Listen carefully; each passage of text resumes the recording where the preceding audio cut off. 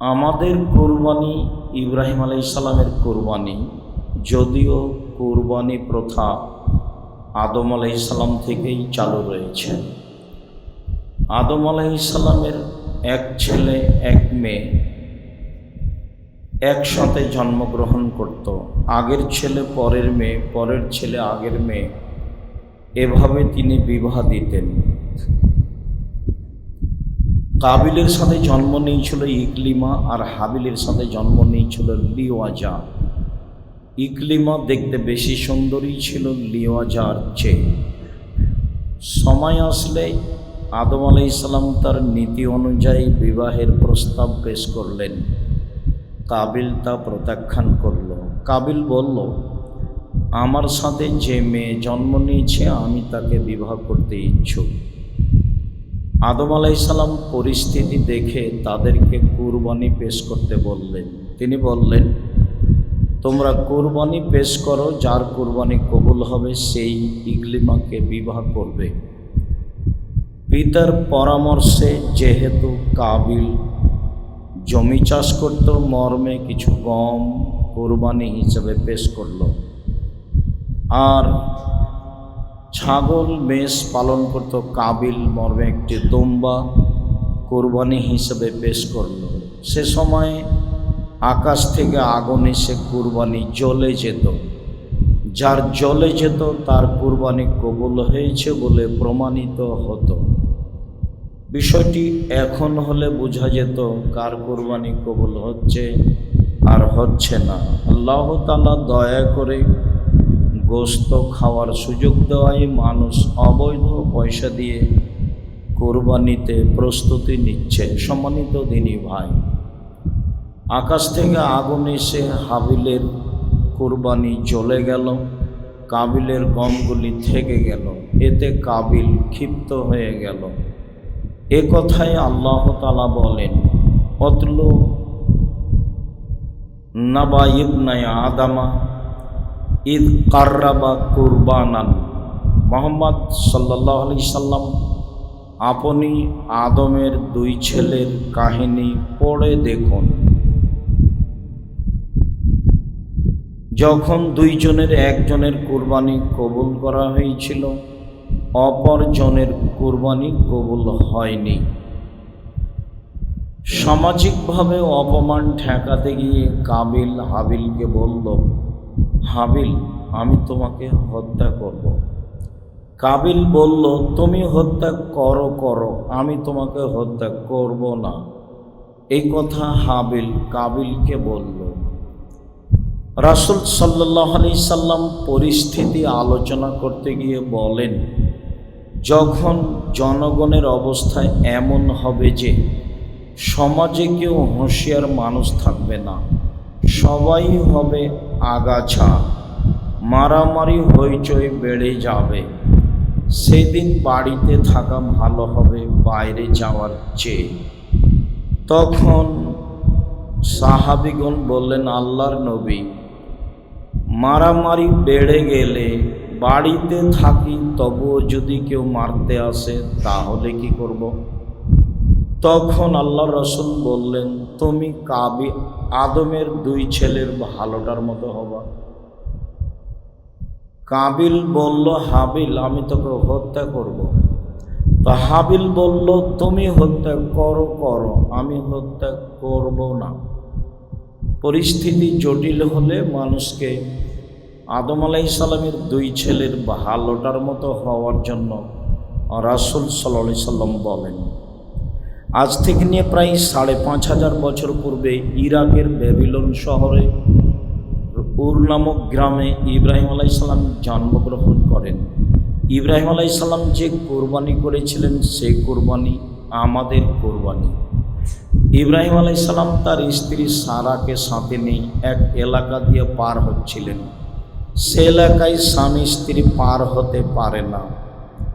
স্বৈরাচারী শাসককে বলা হলো, আপনার এলাকায় একজন লোক প্রবেশ করেছে যার নাম ইব্রাহিম, তার সাথে একজন মহিলা রয়েছে, হিয়া মিন আহসানিন নিসায়ে, সে আরব ভূখণ্ডে বা পৃথিবীতে সবচেয়ে সুন্দরী নারী। সারা সারা পৃথিবীতে সবার চেয়ে সুন্দরী নারী হতে পারে, একেবারে হাওয়া থেকে নিয়ে কিয়ামত পর্যন্ত। অন্যথায় ওই সময় যত নারী ছিল সবার চেয়ে সুন্দরী নারী সারা ছিলেন। মর্মে বলা যেতে পারে যে ইসুফ আলাইহিসসালাম যে রূপ চেহারা পেয়েছিলেন তার দাদির চেহারা, তার দাদি সারা সারা পৃথিবীতে সবচেয়ে সুন্দরী নারী ছিল বলে বুখারী মুসলিমের হাদিসে উল্লেখ হয়েছে।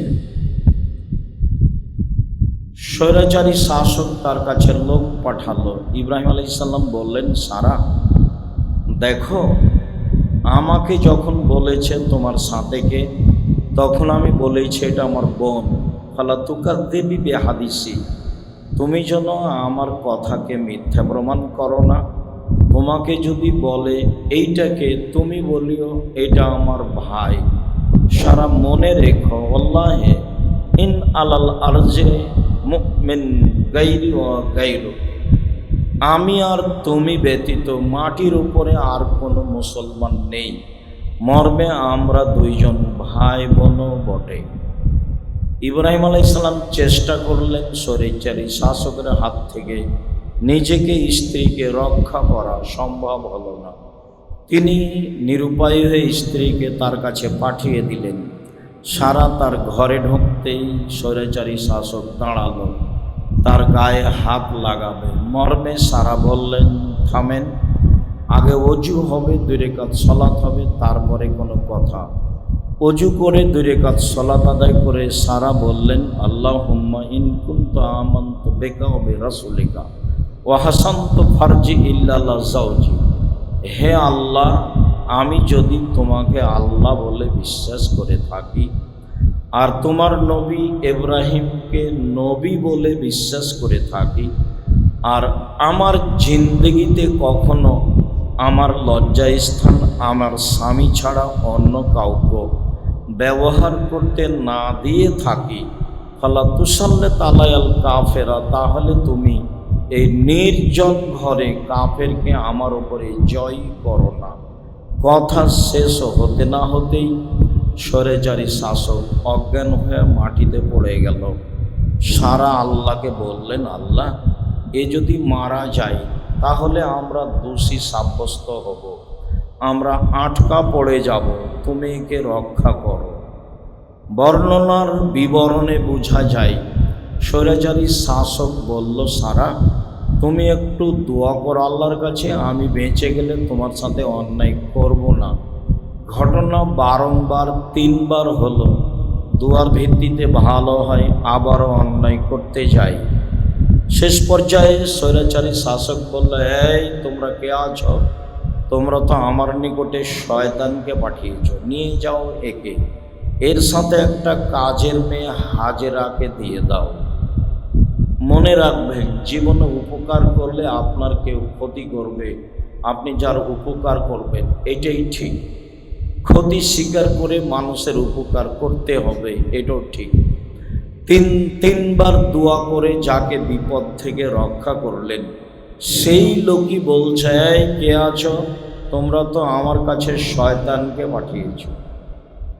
সারাকে ও শয়তান বলে ঘোষণা করছে।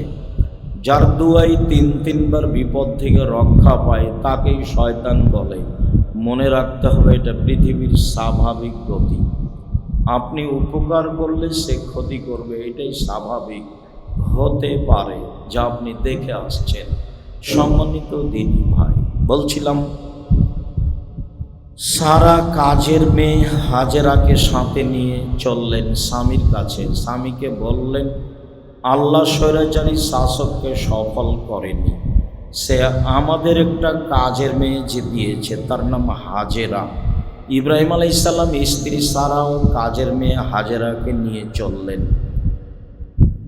এক পর্যায়ে সারা বললেন, হাজেরা, আমাদের তো কোনো ছেলে মেয়ে নেই, তুমি আমার স্বামীর সাথে বিবাহ বন্ধনে আবদ্ধ হও, আমাদের ছেলে মেয়ে হলে ভালো হবে।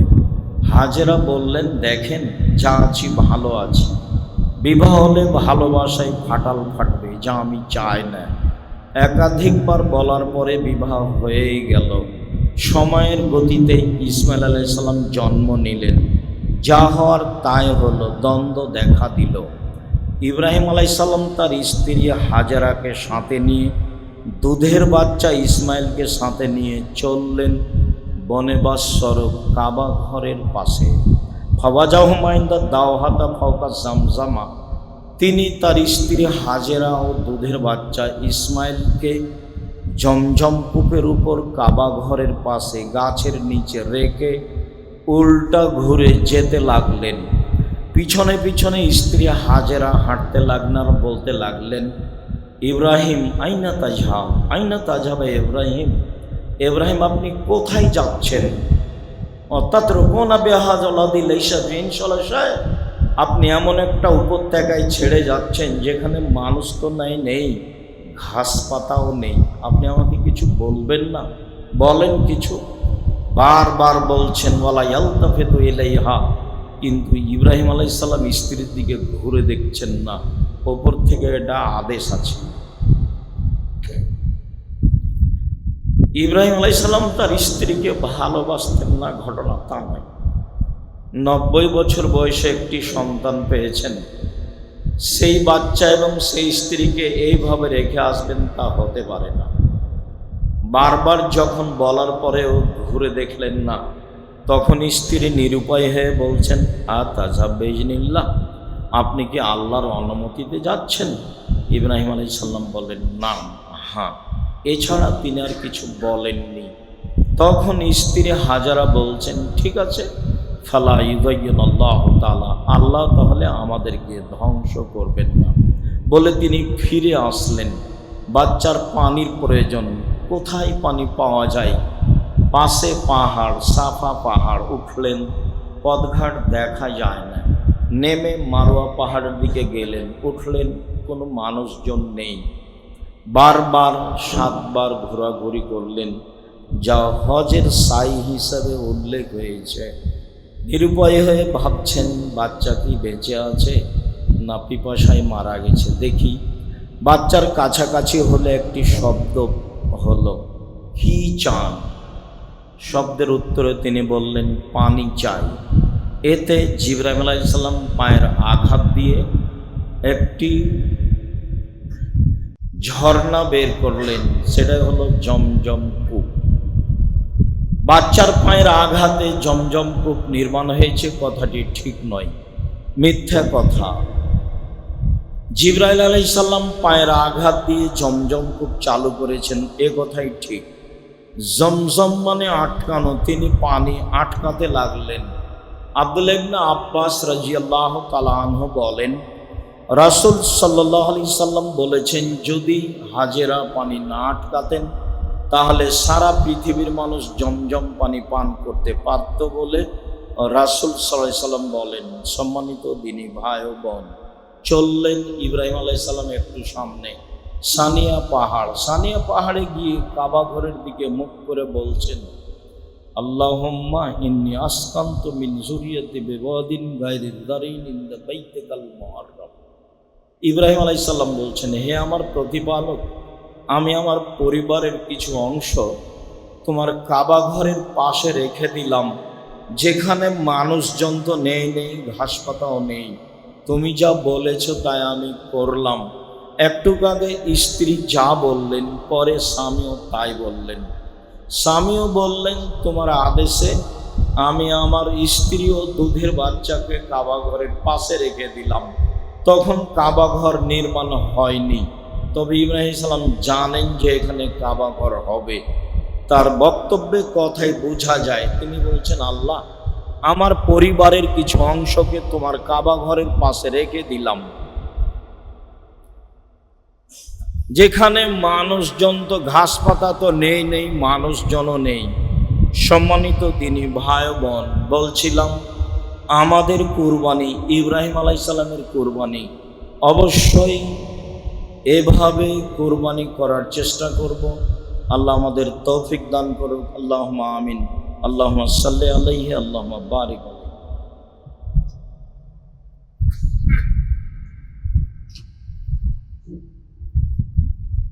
আলহামদুলিল্লাহ ওয়াহদা আসসালাতু আসসালামু আলা মান লা নাবিয়্যা বাদা ফালাম্মা বালাগা মাহু সায়া।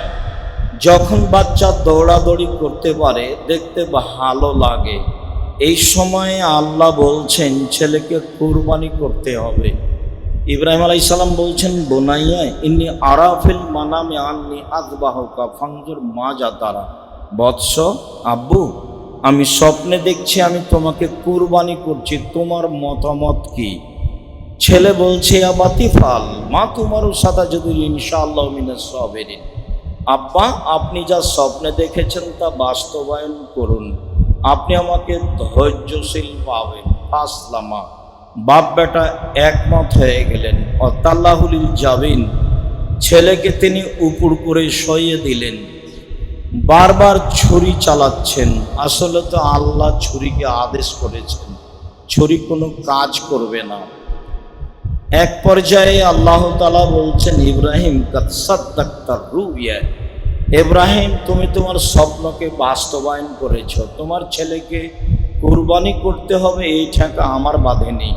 আসলে আমি তোমাকে দেখছিলাম তুমি পরীক্ষায় পাস করতে পারো কি না, তুমি পরীক্ষায় পাস করে গেছো ইব্রাহিম। আফাদাইনাহু বিযিবহিন আযীম, আমি ইব্রাহিমের সন্তানকে বড় কুরবানির মাধ্যমে বাঁচিয়ে নিলাম। এ কথা আল্লাহ তাআলা বলেন। যেই কুরবানির দুম্বা পশুটি হাবিল কুরবানি হিসাবে পেশ করেছিল, সেইটি আল্লাহ লালন পালন করেছিলেন, সেইটি ইব্রাহিম আলাইহিস সালামকে কুরবানি করার জন্য দিলেন। আমাদের কুরবানি ইব্রাহিম আলাইহিস সালামের কুরবানি। বিগত কথার সাথে দুই একটি কথা। তার প্রথম কথাটি হচ্ছে এই যে মহিলারা স্বামীর নাম ধরে ডাকতে পারে নির্দ্বিধায়, স্বামী তো স্ত্রীর নাম ধরে ডাকতে পারেই। দেখলেন হাজেরা ইব্রাহিম আলাইহিস সালামের নাম ধরে বলছেন, ইব্রাহিম কোথায় যাচ্ছেন, আমাকে একটু বলবেন না? বারবার বলছেন, ইব্রাহিম কোথায় যাচ্ছেন? তো ইব্রাহিম আলাইহিস সালামের মতো মানুষের নাম ধরে যদি স্ত্রী ডাকতে পারে, তাহলে আপনার নাম ধরে আপনার স্ত্রী ডাকতে পারে না? যারা বলছে বড় মানুষের নাম ধরা বেয়াদবি, বেয়াদবি বলাই বেয়াদবি। নাম ধরে ডাকা যায় এ কথাই ঠিক। তারপরে বলছিলাম যে ইব্রাহিম আলাইহিস সালাম যখন বললেন, আব্বু আমি স্বপ্নে দেখছি তোমাকে কুরবানি করছি, তোমার মতামত কি? তখন ছেলে বলছে, আব্বু আপনি আমাকে ধৈর্যশীল পাবেন, আপনি যা স্বপ্নে দেখেছেন তা বাস্তবায়ন করুন।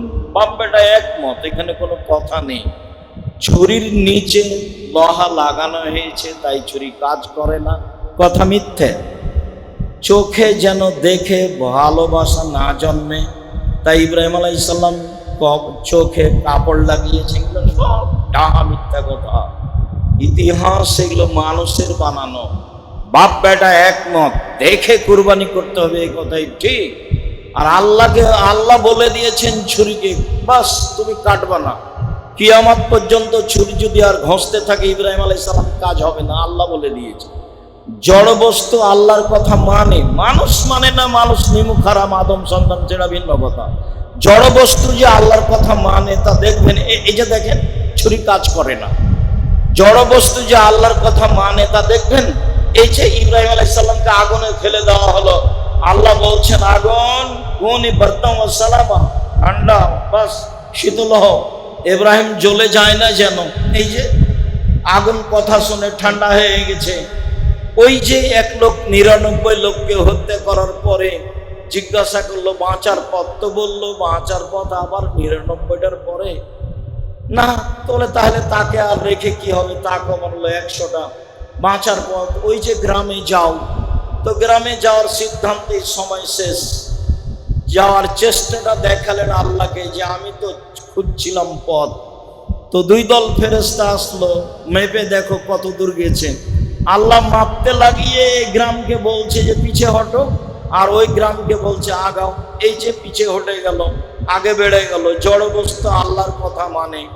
একটা লোক নিজেকে খুব পাপী মনে করে ছেলেরাকে বলল, দেখো বাবা আমি বড় পাপী, আল্লাহ আমাকে ধরতে পারলে সবচেয়ে বেশি শাস্তি দিবে, অতএব তোমরা আমাকে আগুন দিয়ে জ্বালিয়ে অর্ধেক চাই মাটিতে ফেলে দিও, পানিতে ফেলে দিও। ছেলেরা তাই করলো। আল্লাহ মাটিকে বললেন ছাই জমা করে দাও, পানিকে বললেন ছাই জমা করে দাও, দিল।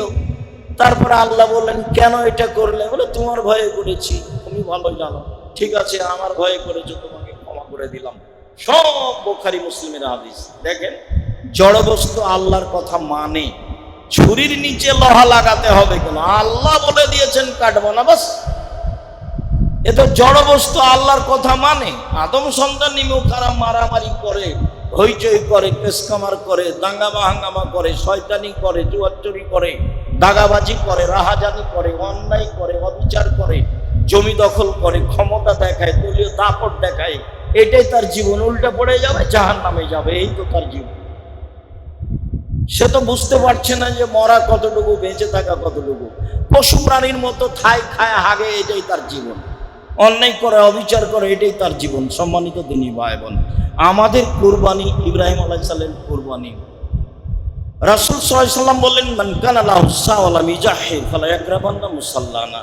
যার টাকা পয়সা আছে সে যদি কুরবানি না করে তাহলে সে যেন আমার ঈদের মাঠে না আসে। মনে হচ্ছে যে কুরবানি জরুরি, জি না।